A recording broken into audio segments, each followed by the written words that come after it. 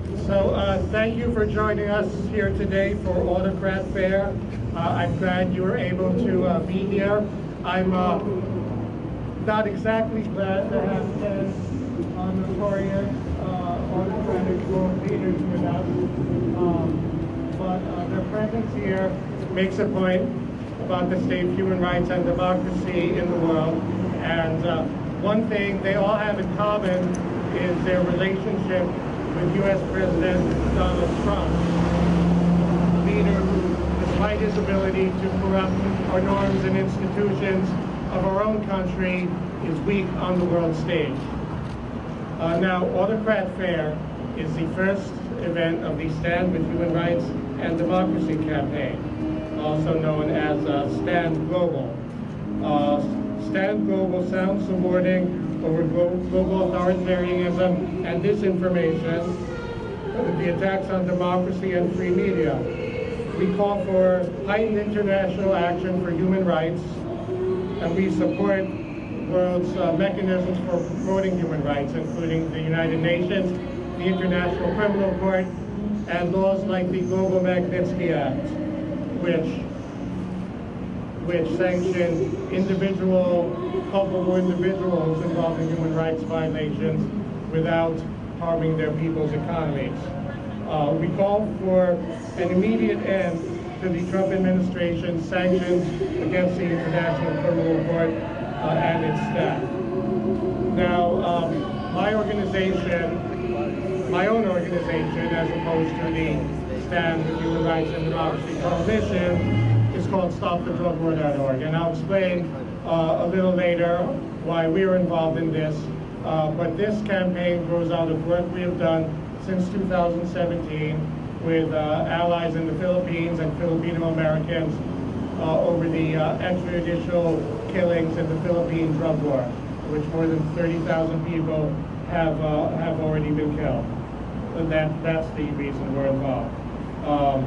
And so before we will hear a little bit about the autocrats, and we have two special statements that we are going to read momentarily. But first, I first will hear briefly from Eric Lachica, our ally with Movement for Free Philippines and a partner in today's event. Eric? Good afternoon. I'd like to introduce on behalf of the Movement Free Philippines our spokesperson, Ms. Maurice Owens, and she and I and others, and Judy and Ronnie have been with the Movement for the Free Philippines for the past 40 years, and we were blacklisted by the Marcos dictatorship, so we're glad to be here. So Maurice, would you like to read us? Good afternoon, brothers and sisters. My name is Maurice Owens. On behalf of the Movement for Free Philippines, we thank the Stand for Human Rights and Democracy Coalition, the Stop the Drug War campaign, and allies for staging this first Autocrats Fair in front of the President Trump's hotel. Thank you, David Borden, for organizing this demonstration. Maraming salamat to our Argentine artist, Cesar Maxid here, for his impressive marionettes and autocrats face masks. We are here today to protest President Donald Trump's embrace and support of world's autocrats and dictators. This hotel behind me is the destination of choice for autocrats, corrupt and repressive governments to curry favor with President Trump. We read in the Post and the New York Times and other media outlets revealing details about President Trump's recent tax returns and shameless business dealings with President Duterte, President Xi Jinping, President Vladimir Putin to sell out American ideals. Now on Rodrigo Duterte of the Philippines. In the Philippines, Trump paid more than $165,000 to the Duterte government in 2017, while Trump paid $750 to his own government. We, I am sure, paid more in taxes as Americans. Trump received more than $3 million from his Filipino business partner, Jose Antonio, for just licensing his Trump name for the 57-story condo in Manila. No surprise, Antonio is now the special envoy of Duterte to the United States. The world now knows that Duterte, Putin, Xi Jinping, Kim Jong-un, and Trump are mutual admiration buddies. Trump calls and congratulates Duterte. In February, Duterte publicly called for Trump's re-election. Trump, he said, deserves to be re-elected. Do we want Trump re-elected? No! No! President Rodrigo Duterte campaigned on the promise to kill hundreds of thousands of drug law violators. A massive extrajudicial killing campaign began immediately on his taking office in 2016, with human rights organizations estimated at least 30,000. His term has also been marked by attacks on media outlets and contrived legal cases against opposition leaders like political prisoner, Philippine Senator Laila de Lima, and journalist Marisa Ressa. Let's say, free Laila! Free Laila! End persecution of journalists! End persecution of journalists!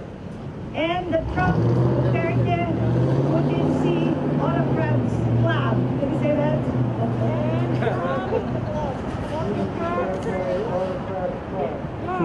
Shortly after being elected, Duterte called President Barack Obama a son of a whore, following Obama's criticism of Duterte's drug war killings, prompting the White House to cancel a planned meeting between the two leaders. In 2017, Trump met with Duterte at the ASEAN summit, appearing hand in hand with Duterte at the summit's meeting. Trump has praised Duterte's drug war twice and expressed a desire to host him in the White House. To the mothers and fathers of the 30,000 EJK victims of Duterte's murderous era, we will continue to stand with Filipino people and fight for justice and freedom from repression. Next Tuesday, the American people will vote and decide who will be the next president. We are in a dangerous time where almost 250,000 of our fellow Americans have died of the coronavirus pandemic. The COVID-in-chief bungled with his shameless lies, incompetence, and mismanagement. I am confident the American people will win with the election of former Vice President Joe Biden and Senator Kamala Harris. So, will Joe Biden be our next president? Yes! Will Kamala Harris be our next Vice President? Yes! And will they end the nightmare of Donald Trump? Yes! Thank you. So next, we'll be reading a statement provided by Congressman Jamie Raskin. I guess I'll read that unless someone else wants to volunteer. Okay. Our next statement is from Congressman. It's a statement from Congressman. Closer. And turn it yourself down. So I'm pleased that Congressman Jamie Raskin from my own town of Tacoma Park has provided this statement. I'm proud to co-sponsor H.R. 8313, the Philippines Human Rights Act of 2020. This bill imposes limitations on providing assistance to the police or military of the Philippines until the government investigates and holds accountable individuals responsible for the systematic human rights violations occurring under the false pretenses of the drug war. Until President Duterte stops sending his forces to commit extrajudicial killings, the U.S. should stop sending military or police assistance. President Duterte is one of many authoritarians, from Bolsonaro in Brazil, Erdogan in Turkey, Mohammed bin Salman in Saudi Arabia and Putin in Russia, who are exploiting the global pandemic crisis to violate human rights, attack democracy, consolidate executive power, and criminalize basic freedoms of speech and assembly. President Trump and his administration have cozied up to all these bullies and enemies of freedom and democracy while turning a blind eye to victims of their violence and tyranny. It is incumbent that we in Congress stand strong against authoritarians and autocrats the world over. While I cannot be physically with you today, I commend your campaign to stand with human rights and democracy, and thank you for peacefully exercising your rights to make your voices heard. Together we can successfully defend human rights and democracy around the world. Thank you, Congressman Raskin. So we have some blurbs explaining why we feel it's fair to take Trump's relationship with these autocratic leaders in the way we have. First, President Erdogan of Turkey. In 2019, Trump abruptly ordered the withdrawal of U.S. troops from Syria's border from Turkey, paving the way for Turkish troops to invade. The move altered years of U.S. policy and blindsided U.S. defense officials. Turkey's subsequent invasion and bombing displaced 200,000 Kurds. Kurdish forces fought for the U.S. in Iraq and had relied on U.S. protection. In 2017, Erdogan bodyguards in Washington, D.C. beat Kurdish protesters in Sheridan Circle near the Turkish embassy. The U.S. government waited for a month before taking legal action, only filing charges against two of them, which were dropped a short time later after the House of Representatives passed a resolution calling for this. The charges were dropped in advance of a high-level meeting between Erdogan and then Secretary of State Rex Tillerson. Trump's decision to withdraw U.S. troops is reported to have been made instinctively following a phone call with Erdogan. There are two adjoining Trump towers in the Sicily district of Istanbul, one business and one residential.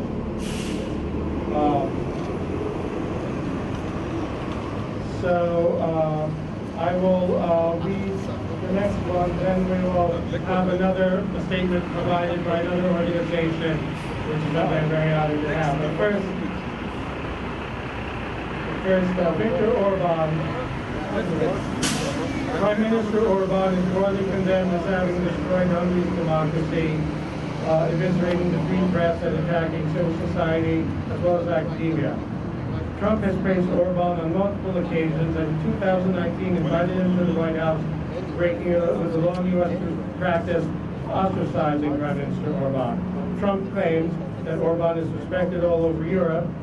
I don't think it's necessarily the case, adding, like me, he's a little bit controversial. Orban, with Vladimir Putin, works to undermine the Ukrainian government's standing with President Trump. His efforts to paint the government as hopelessly corrupt coincided with Trump's attempts to pressure the Ukraine into manufacturing new controversies involving then prospective presidential candidate Joe Biden and his family, leading to the impeachment of the president. So, would anyone like to, Eric, would you like to read our statement from Dawn?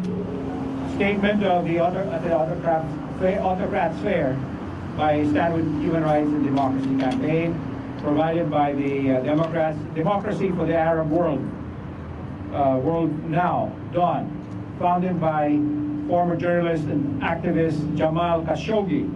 I'm really honored. Shortly before his murder, President Trump has called the Crown Prince of Saudi Arabia, Mohammed bin Salman, a friend. Jared Kushner has called him a good ally of the United States. MBS is certainly close to the U.S. if you measure such things by arms sales. Saudi Arabia accounted for an astounding 25% of total U.S. arms sales from 2015 to 2019. MBS is something else too. The brutal dictator of Saudi Arabia, who has waged war against his own people at home and caused the greatest humanitarian crisis in the world. The Yemen war is a brainchild of MBS. He has launched just after he became defense minister in 2015 with no strategy and no regard for human life. Since 2015, the war has resulted in death and injury of more than 20,000 Yemeni civilians and the starvation of over 85,000 Yemeni children. Much of the death and destruction has been dealt out with U.S. arm and assistance. At home, Mohammed bin Salman has turned Saudi Arabia into an authoritarian police state in which peaceful activists like women rights activist Lohane Al-Thol are jailed and tortured. Saudi prosecutors seek the death penalty against peaceful dissidents. Closer. All right. And Saudi authorities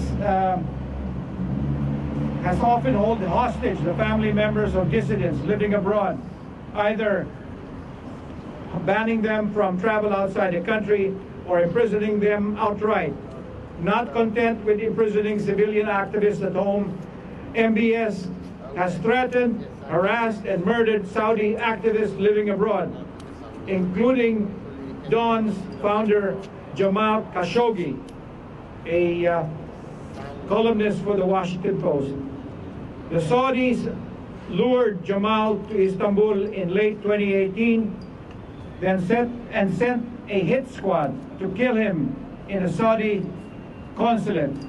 If polls are correct, President Trump will be defeated on November 3rd. Unfortunately, U.S. support of Saudi Arabia has been unwavering through Democratic and Republican administrations. We at Dawn will do our best to change that. Message from the Democracy for the Arab World Now organization. Thank you very much. Thank you, Eric. North Korean Supreme Leader Kim Jong-un leads a cult of personality regime that is one of the world's most repressive. Trump has touted a good relationship with Kim and hoped that the Supreme Leader would end the North Korean nuclear weapons program simply because of that relationship. He held 2 direct meetings with Kim without having a diplomatic plan in place, of course. Those criticisms haven't been made by the foreign policy establishment at the time. These meetings were propaganda coups for the Kim government, whose state-owned media outlets ran footage of them for days. Kim, however, failed to provide meaningful concessions, only closing a reactor that was already past its useful lifespan. Trump continues to talk about his good relationship with Kim. You have to share later. There you go. I share. I have no problem. We have heard something about MBS and Saudi Arabia and the abuses there, and of course what he had done to Jamal Khashoggi. Another of our autocrats is the Crown Prince Mohammed bin Zayed, MVP from Abu Dhabi, which in Saudi Arabia, Bahrain, and Egypt imposed a blockade on the country of Qatar. Trump administration, initially reported to be divided about this, decided to support the blockade, departing from long-running U.S. policy toward Qatar, a military and economic ally of the U.S. The blockade followed an April meeting between the Kushner family business and Qatar's Minister of Finance, in which Qatar declined to provide financing to rescue the Kushner family's struggling 666 Fifth Avenue office building in New York. The UAE under NBC has grown increasingly authoritarian. British PhD student Matthew Hedges was detained for 6 months over accusations of spying, much of the time in solitary confinement. Trump has pursued business opportunities in the UAE since 2005. A private real estate conglomerate in 2013 made a deal to build a $6 billion Trump-branded golf club. And the second club is in development. UAE was exempted from the Trump administration's infamous travel ban that targeted most Muslim countries. President Jair Bolsonaro of Brazil has advocated torture, and while campaigning, praised President Duterte's extrajudicial drug war killings. His term has been marked by a wide range of human rights abuses, as well as green lighting of massive burning and destruction of Brazil's rainforest. He's hardened police convicted for illegal use of force and undermined attempts to end torture in the nation's prisons. Trump invited Bolsonaro to the White House in 2019 and praised him effusively, saying he was honored by the comparison of Bolsonaro's presidential campaign to his. I'd like, on behalf of the Movement Free Philippines and our allies, thank you much, David, and our great marionette folks for being here today, stop the drug war, and the Xi Jinping Duterte connection is very clear. As you probably know, the president, Trump, admitted that he had an open checking account in China, and he has been the Chinese government and businesses have patronized his Trump Tower Hotel. In fact, he just closed, I think last year, several floors of the Trump Tower in New York. So the connections are there, and we'd like to say that Xi Jinping has enabled, along with President Putin of Russia, working partnership with Duterte, who is a fan of President Trump. Okay, there he is,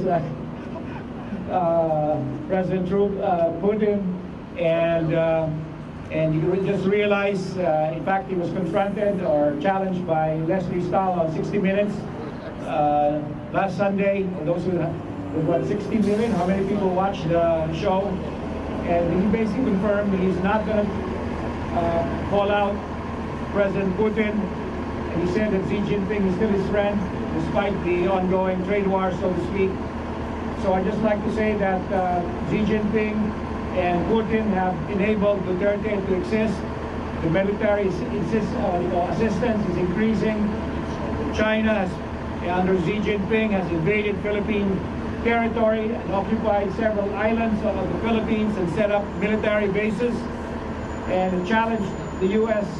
Navy, the U.S. Air Force, and the Philippine military forces from regaining control of Philippine sovereignty in the West Philippine Sea. So I'm here today to say that the Trump Hotel behind us is a favorite destination of these autocrats and their representatives. It's a location for all the lobbyists who are currying favor with the Trump administration, and hopefully this will be sold. I know it's not making money despite the best efforts of President Trump and his family. So I call upon you to join us again on election night, right after the elections, to be in front of the White House right here. If the Park Service will allow us, the White House only a few blocks away. Let's see if we can set up a protest on election night. I'm pretty sure it will be packed with a lot of people supporting Vice President Biden and Kamala Harris. And hopefully we will have a victory. And I'm very confident we can pull it off. The American people has learned they cannot be fooled every time with this Abe Lincoln wannabe. So thank you so much to all who are here today, especially our media and our supporters, led by our friends from the Movement Free Philippines. Stand up for human rights and democracy. Thank you. Maraming salamat. Thank you very much. That's not what democracy looks like. That's not what democracy looks like. That's not what democracy looks like. That's not what democracy looks like. That's not what democracy looks like. That's definitely not what democracy looks like. Pro-human rights. Pro-human rights. Pro-election. Pro-election. Pro-democracy. Pro-democracy. Pro-human rights. Pro-human rights. Pro-elections. Pro-elections. Pro-democracy. Pro-democracy. Pro-human rights. Pro-human rights. Pro-human rights. Pro-human rights. Pro-human rights. Pro-human rights. Pro-democracy. democracy, pro-democracy, pro-human rights, pro-human rights, pro-election, pro-elections, pro-human rights, pro-human rights.